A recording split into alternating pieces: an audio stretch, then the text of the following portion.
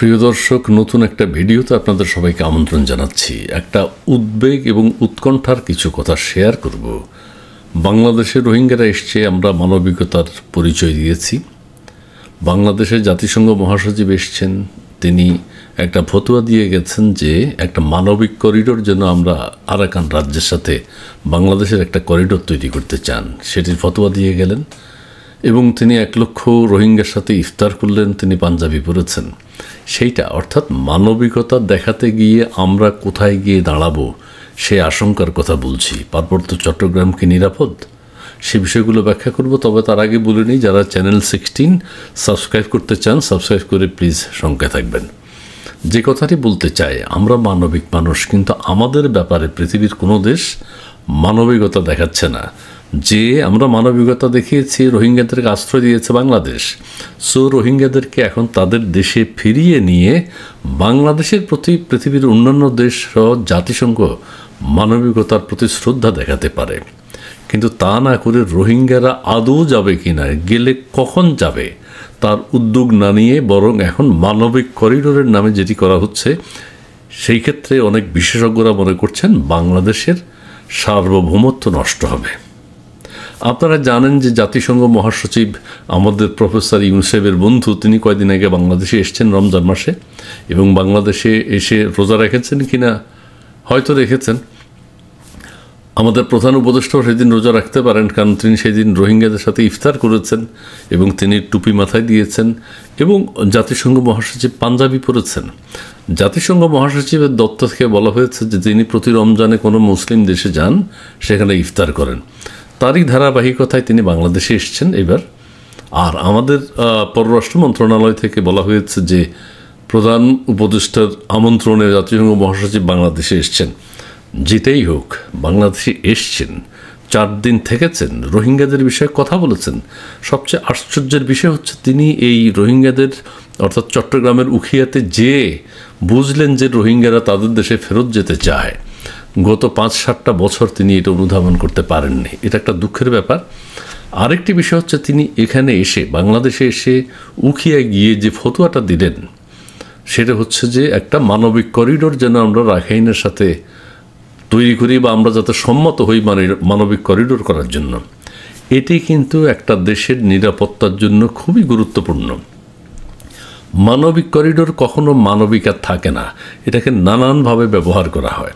আমরা পার্বত্য চট্টগ্রাম নিয়ে যে আশঙ্কার কথা শুনি, এই মানবিক করিডোর সেটিরই একটা অংশ কিনা। অর্থাৎ সেনাবাহিনী আরাকান আর্মি অবাধে যাতায়াত করতে পারবে, মাদক পাচারের জন্য, এই অস্ত্র পাচারের জন্য এই করিডোর ব্যবহার করা হতে পারে। এটা হতেই পারে। আরাকান আর্মিরা এখনই বাংলাদেশে রয়েছেন, এরা বিয়ে শাদী করেছেন পার্বত্য অঞ্চলে। এখন করিডোর যদি হয়ে যায়, সেই করিডোরকে নানানভাবে ব্যবহার করার জন্য তারা চেষ্টা করবে। কাজেই আমাদের পার্বত্য চট্টগ্রাম নিয়ে যে শঙ্কা জেগেছে জনমনে, সেই পার্বত্য চট্টগ্রামের অবস্থা কী দাঁড়াবে যখন এই করিডোরটি করা হবে। আর জাতিসংঘ মহাসচিব আরাকানের সাথে অন্যরা যারা যুক্ত, ইন্ডিয়া যুক্ত আছে, বা আরও কি অন্য কোনোভাবে একটা মানবিক করিডোর করার চেষ্টা করতে পারতেন বাংলাদেশের সাথে না চাপিয়ে। আরেকটি হচ্ছে, বলা হচ্ছে যে মিয়ানমারের আরাকান আর্মিদেরকে সাহায্য করবার জন্য মিয়ানমার খাবার দাবার বা অন্যান্য আন্তর্জাতিক যোগাযোগ সব বন্ধ করে দিয়েছে। আরাকান তো মিয়ানমারের। সো মিয়ানমারকে বাধ্য করা উচিত ছিল যে আরাকানের যাতে খাদ্য সামগ্রী, ত্রাণ সামগ্রী পৌঁছানো যায় সেই ব্যবস্থা করা। আরেকটি বিষয় হচ্ছে, শুধুমাত্র আরাকান আর্মিকে আমরা যদি সহযোগিতা করি, মিয়ানমার আমাদের উপর ক্ষুব্ধ হবে। এটা অত্যন্ত স্বাভাবিক। তারা চায় না যে আরাকান আর্মিকে কেউ সহযোগিতা করুক। এখন জাতিসংঘ যেটি বলছে যে আরাকানে দুর্ভিক্ষ দেখা দেবে যদি মার্চ এপ্রিলে, তো মার্চ তো চলে গেল, এপ্রিলে চলে যাচ্ছে। ইউএনডিপিএ জরিপ করেছে যে মার্চ এপ্রিলে দুর্ভিক্ষ হতে পারে। কোথায়? আর দুর্ভিক্ষের কথা যখন বলা হয়, মানবিক করিডোরের কথা যখন বলা হয়, তখন কিন্তু গাজার কথা মনে পড়ে যায়। গাজার মানুষ খেতে পাচ্ছে না, গাজার মানুষ ঘুমোতে পাচ্ছে না, গাজার মানুষ পানি পাচ্ছে না, বিদ্যুৎ পাচ্ছে না। সেখানে তো মানবিক করিডোর করার কথা চিন্তা করেন না। কীভাবে সেখানে ত্রাণ সামগ্রী পৌঁছানো যায়, জাতিসংঘ তো সেই বিষয়ে কোনো চিন্তা করে না। কীভাবে সেখানে খাদ্যদ্রব্য বা যুদ্ধ বন্ধ করা যায়, যুদ্ধ আচ্ছা ঠিক আছে বন্ধ করলেন না, কিন্তু খাদ্যদ্রব্য মানুষের মানবিক চাহিদা যতটুকু, সেটি কীভাবে গাজায় পৌঁছানো যায় সেই চেষ্টাটি করেছেন? করেন নাই। মানবিক করিডোর কেন আরাকানের সাথে বাংলাদেশের মানবিক করিডোর হবে? এক জাতিসংঘ, এক রোহিঙ্গাদেরকে নিয়ে আমরা একটা বিপদে আছি, তার উপর এখন আবার করিডোর। সেই করিডোর জাতিসংঘ কেন বাংলাদেশের সাথে করতে চায়? এইটাই কিন্তু প্রশ্ন দেখা দিয়েছে। মানবিক করিডোরের নামে করা হবে, কোনো কারণে মানবিক করিডোর আর মানবিক থাকবে না, এটা অমানবিক হয়ে যাবে। এখানে অস্ত্র চোরাচালান থেকে শুরু করে আদান প্রদান, বাংলাদেশের সাথে একটা আরাকানের কানেক্টিভিটি তৈরি হবে। তৈরি হলে বাংলাদেশের স্বাধীনতা, সার্বভৌমত্ব, বাংলাদেশের পার্বত্য অঞ্চল নিয়ে আমাদের যে শঙ্কা, সেটি আরও ত্বরান্বিত হবে। এটি আমরা চাই না। সো আমরা যে জাতিসংঘের মহাসচিব, আমাদের প্রফেসর ডক্টর ইউনূস সাহেবের বন্ধু, আমরা খুব ভালোভাবে নিয়েছি। বন্ধুর উপর এখন বন্ধু যে আবদার করেছে করিডোর দেওয়ার জন্য, সেটা এখন দিতে হবে। এখন এর খেসারত বাংলাদেশকে দিতে হবে। কোনোভাবেই আমরা তো অপোজ করতে পারছি না। বাংলাদেশের উপর জাতিসংঘ যেহেতু বন্ধুত্বের খাতির এখন চাপ তৈরি করেছে, আমরা তো বলতেও পারছি না অন্য কোনো দেশের মাধ্যমে আরাকানে খাদ্য সামগ্রী পৌঁছানো হোক, সেই কথাও তো আমরা বলতে পারছি না। কাজেই সব কিছু মিলিয়ে আমরা একটা বিপজ্জনক অবস্থায় আছি। আরেকটি কথা, আমাদের প্রধান পররাষ্ট্র উপদেষ্টাকে প্রশ্ন করা হয়েছে যে এই করিডোর দিয়ে কী হবে। তিনি বলেছেন যে হ্যাঁ, ওই যে খাদ্য সামগ্রী, জিনিসপত্র নেওয়ার জন্য, এইটা কোনো অস্ত্র আনা নেওয়ার জন্য নয়। এই অস্ত্র আনা নেওয়ার জন্য তিনিই বলেছেন।